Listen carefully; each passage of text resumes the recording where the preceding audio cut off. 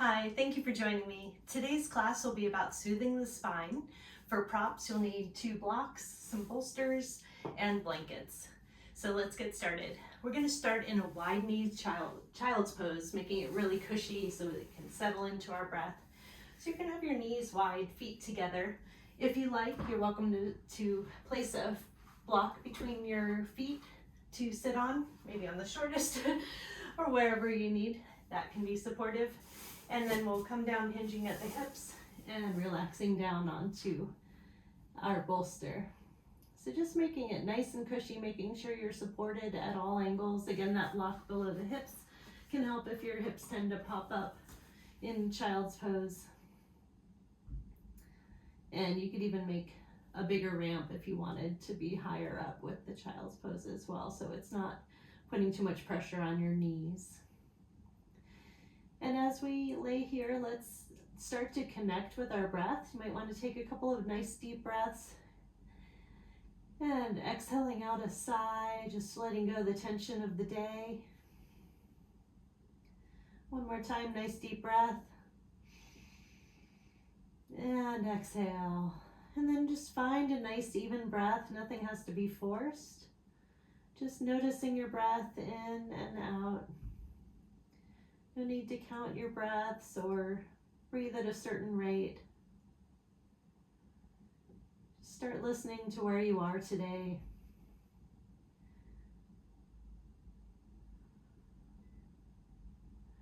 Feeling the tension, feeling where we might need to let go.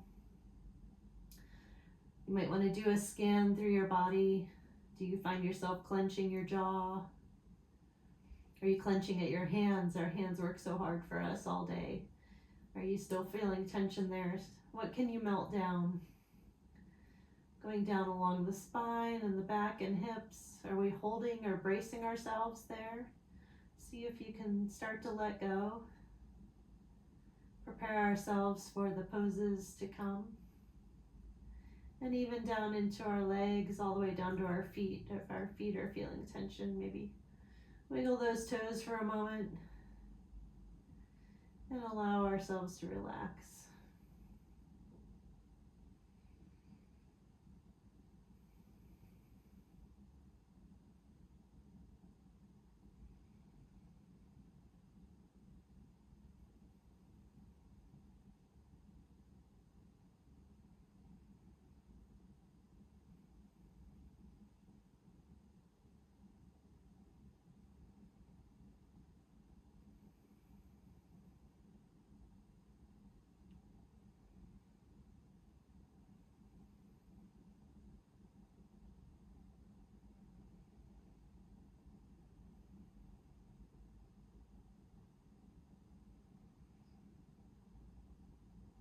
And take about 5 more breaths here.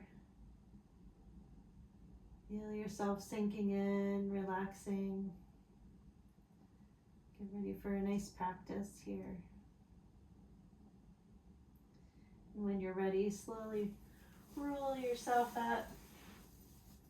We can push our bolster off to the long side of our mat, maybe put a couple there if you might need them. We're going to take the block out from underneath our hips. We're going to go straight into Dragonfly. So that is a wide straddle, nothing too forcefully wide. Go to a position where you can feel some comfort, some ease in the position. And if you find that your hips tend to roll under, you may want to roll your blanket up if you have one on top of your mat, or grab another blanket and make just a nice little wedge under your hips so that your hips tilt forward. That will help our forward fold. It will also help prevent us from dumping into our lower back and sending our vertebrae out backwards, which can really injure the alignment. So we want to try to keep a healthy spine and get ourselves so our pelvis is in the right position. So when you're ready, we'll take a hinge forward from the hips, and then we can roll down. If you like to roll all the way down to the floor and make a pillow with your hands, you can do that. Or you can take a bolster and pile as many as you need to get there. So what we really want in this practice is to just find the edge. We don't want to sometimes we can fold ourselves into a pancake, but we don't want to force ourselves there just because we think we can or we have to. What we want to do is look for that initial edge where you start feeling some of the tension in our hips, or maybe all along our lower spine, so that we can start to breathe into that. Once we reach that edge, our body starts to grip to protect itself, and that can go along with any of the repetitive motion or different kinds of clenching and tensing up that our body does day to day. So we want to find those spots and then breathe into them and let the body know, hey, this is an okay space, this is safe, and that we can let go now and release that. So that keeps our tissues healthy. It will enable us to get circulation through those tissues, and then keep our mobility and increase our flexibility as well. So again, make a ramp as high as you would like to, and roll yourself forward and relax here.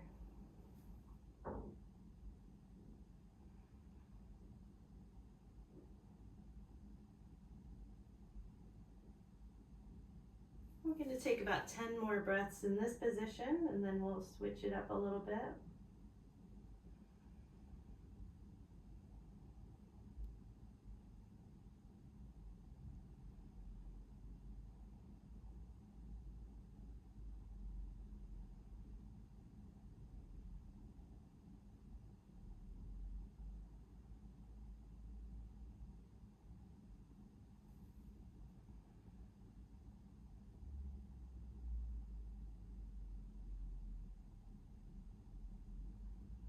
Most important to where you are is we want to have our head supported, so we're not doing any work to support our head and neck in this position. So again, sinking into your support, your bolsters, or wherever you are, finding that edge and finding that spot where you can relax into it and still breathe. You feel a little sensation, but you can still breathe into it. If you're finding yourself short of breath, or that you're trying too hard for the stretch, back off a little bit and find a new way to support yourself where you're just on that proper edge, the functional edge. And when you're ready, slowly back up just a little bit. We're going to stay in this position, so you might want to get your bolsters out of the way a little bit. What we're going to be doing, so I'll get mine out of the way to illustrate this, is we're going to be doing a slight twist, so adding that for the spine. So we'll be doing our hinging forward from the hips, forward folding, and then we'll do a threading the needle with our left arm underneath the right. And again, continuing to forward fold. If you do want to go all the way down to the floor and support your head with your hand, you can, or bringing any bolsters back into play that you would like to hold that position. And again, if you don't have as much of a forward fold in your practice, there's a couple of things we can do. We can prop up that bolster to the point of supporting our head, and then adding in a block, for instance, to catch our hand. So supporting your head, taking the arm through just so the arm is resting there, and that'll give us subtle enough twist that we're still experiencing the benefit of that with our spine in our forward fold position.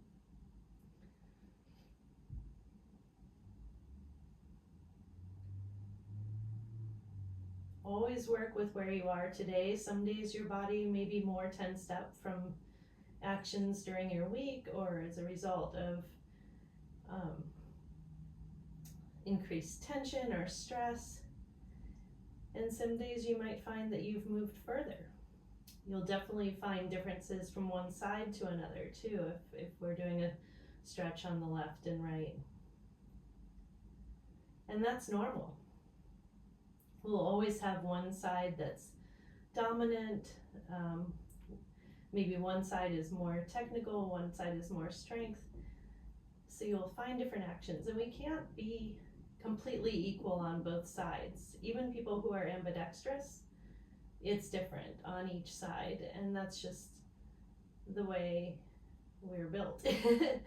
So we can try to find balance, but it'll always be a work in progress. and we'll never be able to force our bodies to be exactly the same on each side. So it's just learning where you are on each side and working with that, and maybe finding ways to open certain areas more, or increasing mobility or flexibility more, or just working with what is and accepting that as well. 2 more breaths here. And slowly unthread your needle there, coming back to center, staying in that forward fold, and finding whatever you need. Either switch your block if you're still a bit higher up, and supporting your head, threading that needle and placing that there. Or if you're lower down, you can find your spot there and thread that needle.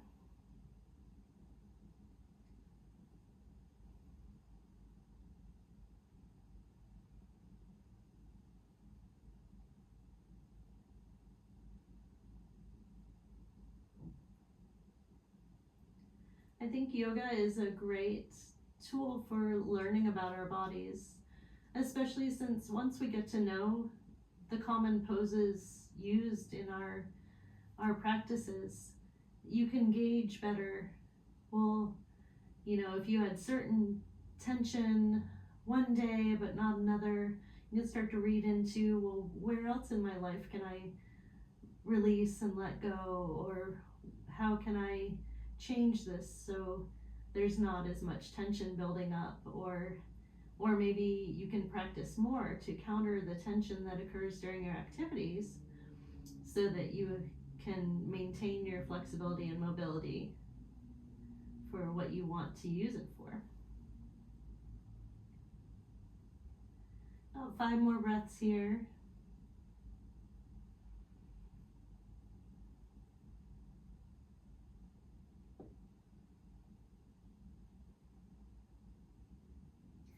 And when you're ready, slowly unthread that needle, removing your bolsters to the side. And gently taking your hands to the back of your knees and rolling back, bringing your knees back to the center. Maybe a little bit of windshield wipers here. Help relax those legs. And then we'll come to a seat with our legs in front of us. And again, adjusting so our bolsters are still within reach for us.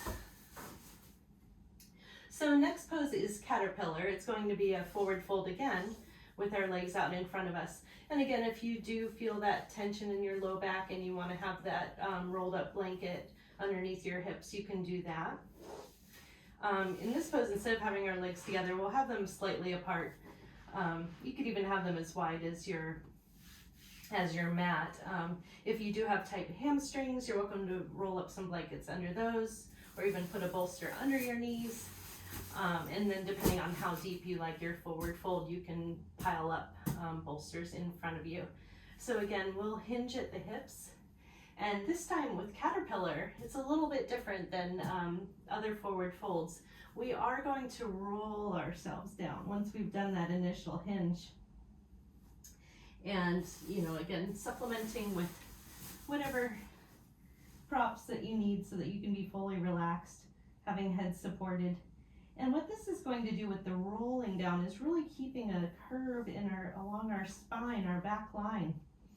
And that is going to help stretch out that whole line from top all the way down to the bottom. So imagine yourself breathing into the full length of your ribs and below all the way down to your sacrum.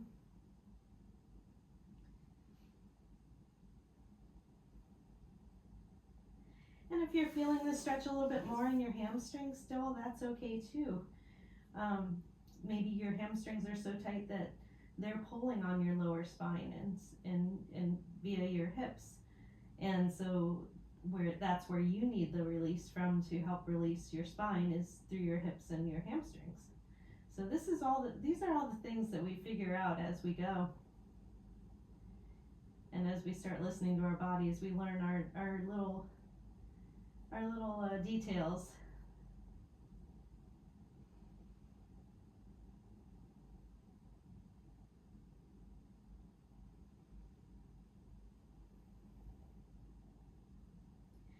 And as we hold our pose, sometimes we find that we can make a little adjustment midway to go a little bit deeper. And that's okay. You're welcome to do that. It's preferable to try to find one spot and hold where you find that edge, because every time we do a movement, our body needs to recalibrate and reassess if it could be injured. So in order to get a truly passive stretch and allow our body to just let go and sink into the feeling, we don't want to move around too much, and that can be hard. We can be very fidgety, especially if you still have your mind on other things. So I invite you to really focus on your breath, letting go, and allowing yourself this time to be away from thoughts of what to do next.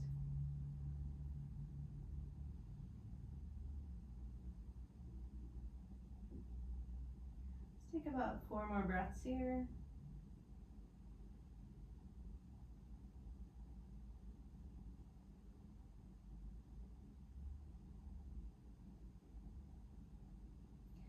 And when you're ready, slowly roll yourself back up. And let's remove our bolsters out. So the next pose, I'm going to get this out of the way so you can see what I'm doing. We're going to use our blocks. And you might want to have a blanket handy if you have cork blocks like I do, or wooden blocks. But this is a heart opening pose, so we're going to have our blocks in the shape of a T. You can either have them on the lowest setting or the middle setting. This top one is going to go across the flat part of our head, just below the crown. The vertical block will start at the shoulder blades, upper shoulder blades, and go downward on our spine. So when you find your position, you might have to wiggle around a little bit. You'll gently lean yourself back, find that spot on your head, oops, and make a little adjustment to get that middle block in, and then slowly release your legs. This is a back bending pose. So again, if you have more of a back bend in your practice, and you're on the middle setting on your spine, you can lower your top block down to give you more of a back bend. But I would say if you want to just keep them at the same range, or if you don't have as much back bend in your practice, then just do what's comfortable for you. And again, if the blocks feel a little too hard, you could put a blanket on to soothe that a little bit, but mainly these are hitting points of contact to help us feel supported in those spots.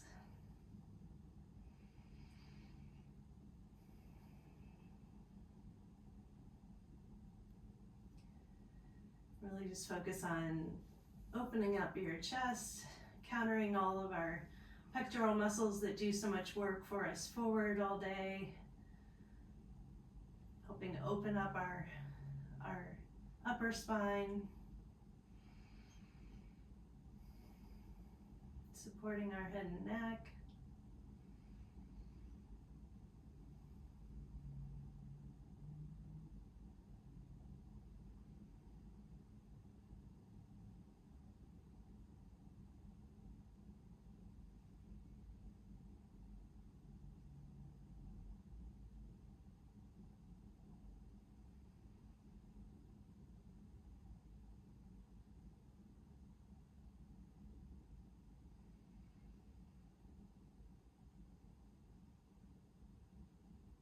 Let's take about 10 more breaths here.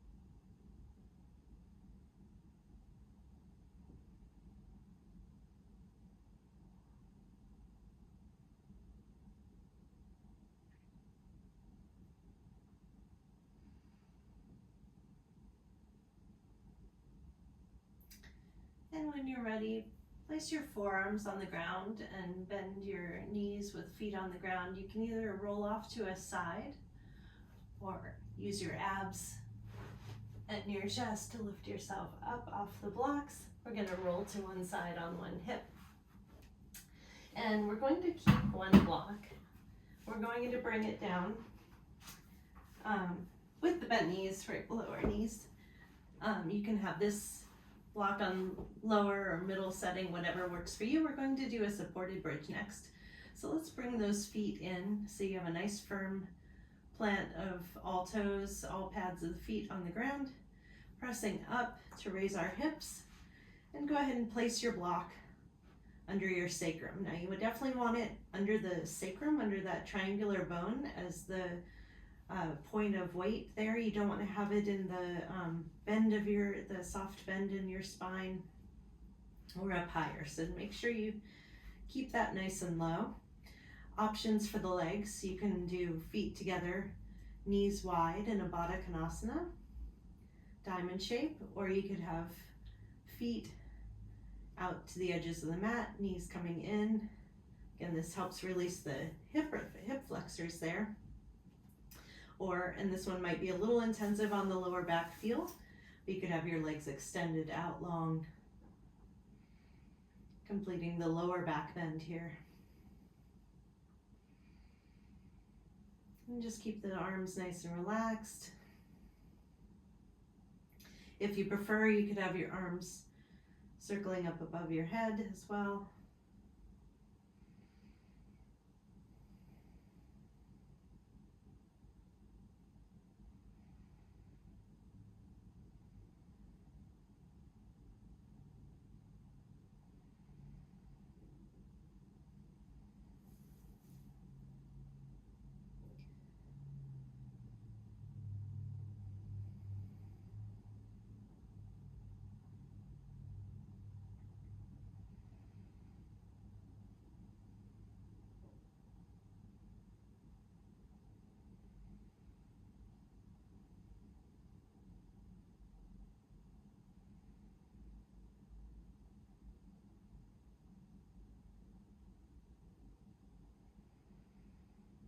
About 10 more breaths here.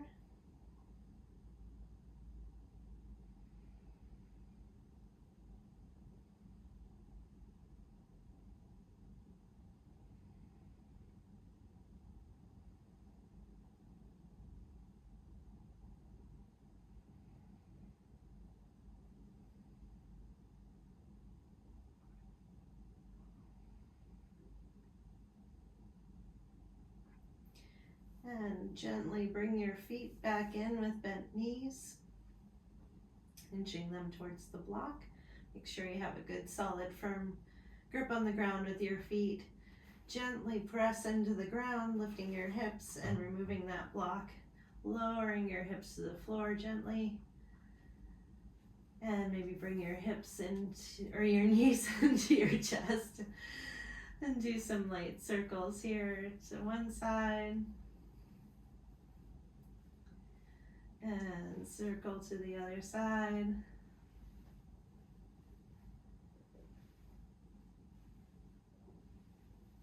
And now just a gentle twist. We're going to have our knees partway into our chest and lower down to the ground for a nice spinal twist. Now, if you have your block handy and you wanted it, if you're not bringing your knees all the way to the ground, you can have them under your knees, or you can place them between your knees. Those can be nice supports, or take that all the way down to the ground, depending on how much of a twist you'd like to have. Just a short hold here, about 5 more breaths.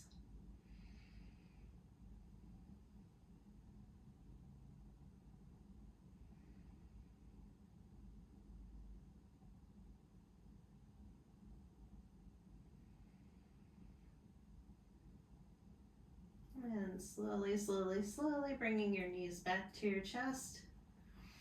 Maybe bring your block to the other side if you like it. And let's bring our knees down to the other side. And again, illustrating a little more where you can see you can have the blocks under your both knees or in between your knees if either of those provide a nice support for you there. Just gently releasing the arms. You could have them up like cactus arms if you prefer. Just a gentle twist. And a couple more breaths here. Slowly, slowly come back to the center. So now we're going to ease into happy baby. So what we're going to do is, if you're familiar with it, you could grab onto the outsides of your feet or just grab onto the outside of your hamstrings. That can work too. We're just going to take some kind of wiggles. You could do some circles with your feet along the ceiling, kind of visual. Circle them one at a time or both in any different, just to go with the flow of what your body is feeling. You can lift the tailbone off the ground, sink it back to the ground, just some slight movements here. And when you find what you need today, find that position and sink in. So if you need your tailbone up off the ground a little bit, allow that to happen, or if you want to press it down a little bit, if you feel a little more stretch in your lower spine, that's good. And bringing those knees kind of into your armpits. Let's hold here for a moment.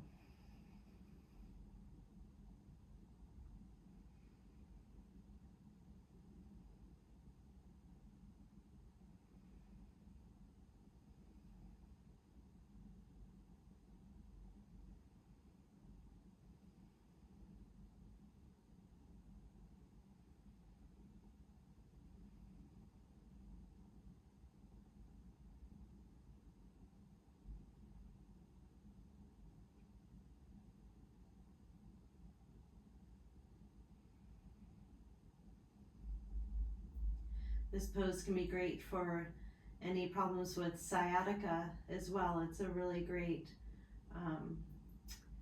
release to the muscles and the nerve impingements that can happen in that area. And if this is too aggressive to grab onto the bottom of your feet, you can have a strap if you don't want to lower your feet that much. But know that this pose is available to you if you ever feel twinges of sciatica and low back pain. 2 more breaths here. And slowly bring your feet back to the ground.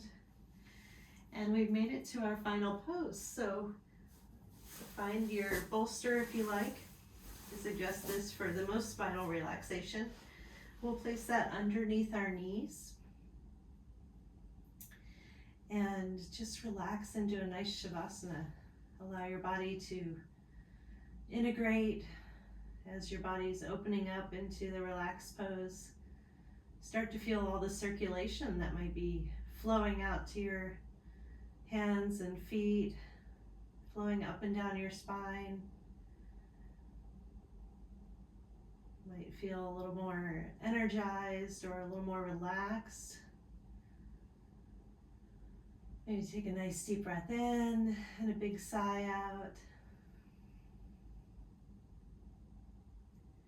Shavasana is a very important part of our practice. A lot of times we want to get up and go about our day once we're done with our poses, but this pose is the ultimate for allowing our body to recharge and recenter after all of the assistance we just gave it over the last half hour. And I invite you to stay here for as long as your body would like to. Thank you for joining me today. I hope you do find some relief for your spine, and I'll see you next time. Namaste.